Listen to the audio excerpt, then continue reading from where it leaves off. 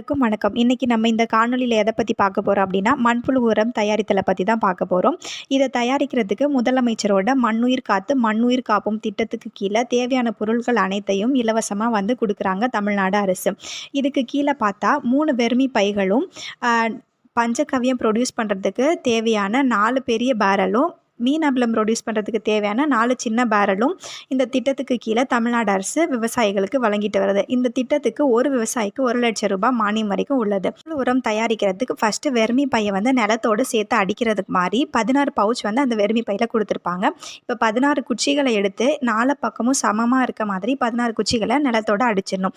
அடித்ததுக்கப்புறம் அந்த பையை அடித்த இடம் வந்து எறும்பு தொல்லை இல்லாமல், பறவைகள் தொல்லை இல்லாமல் இருக்கான்றதையும் உறுதி பண்ணிக்கணும்.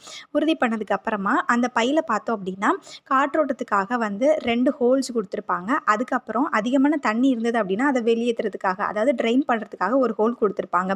இதெல்லாம் சரியாக இருக்கான்னு பார்த்ததுக்கப்புறம் ஃபஸ்ட்டு அடுக்க நம்ம எதை போடுறோம் அப்படின்னா, நாங்கள் போட்டது வந்து நிலக்கடலை கொடியை வந்து ஃபஸ்ட்டு லேயருக்கு நிரப்பிட்டோம்.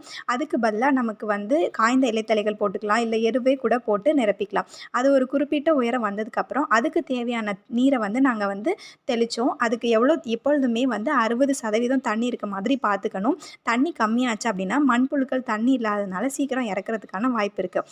2வது அடுக்க நாங்கள் என்ன பண்ணோம் அப்படின்னா, எங்களுக்கு கொடுக்கப்பட்ட அந்த மண்புழு, அதாவது ஆஃப்ரிக்கன் எர்த்வார்ம், அதை வந்து நாங்கள் எங்களுக்கு 10 கிலோ கொடுத்தாங்க. 10 கிலோவையும் வந்து போட்டுட்டு அதுக்கு மேலே வந்து நல்லா மக்கின எருவை வந்து நாங்கள் போட்டோம். இப்போ நல்லா மக்காத எருவை போட்டோம் அப்படின்னா அது மண்புழுவோடு சேர்ந்து மக்கும்போது அதிகமான வெப்பம், ஹீட் வந்து ப்ரொடியூஸ் ஆகும்.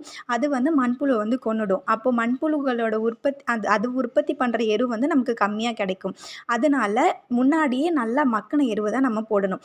இப்போ இதை வந்து 3வது அடுக்காக போட்டுட்டு அதுக்கும் தேவையான அளவு தண்ணீரை வந்து நாங்கள் தெளிச்சிட்டோம்.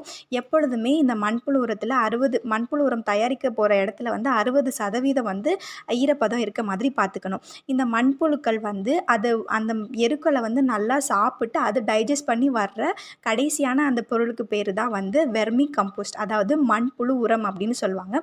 இதுக்கு வெர்மி கேஸ்ட் அப்படின்னு இன்னொரு பேர் கூட இருக்குது. இதுக்கு அதிகமாக வந்து ஆஃப்ரிக்கன் எர்த்வார்ம் தான் வந்து தமிழ்நாட்டில் யூஸ் பண்ணிட்டு இருக்காங்க.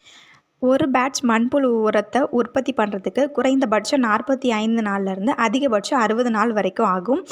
இதுதான் வந்து மண்புழு உரத்தை உற்பத்தி செய்வதற்கான செயல்முறைகளும் வழிமுறைகளும். அடுத்த காணொளியில் இதே போல் ஒரு நல்ல தகவல்களோடு உங்களை சந்திக்கிறோம். நன்றி.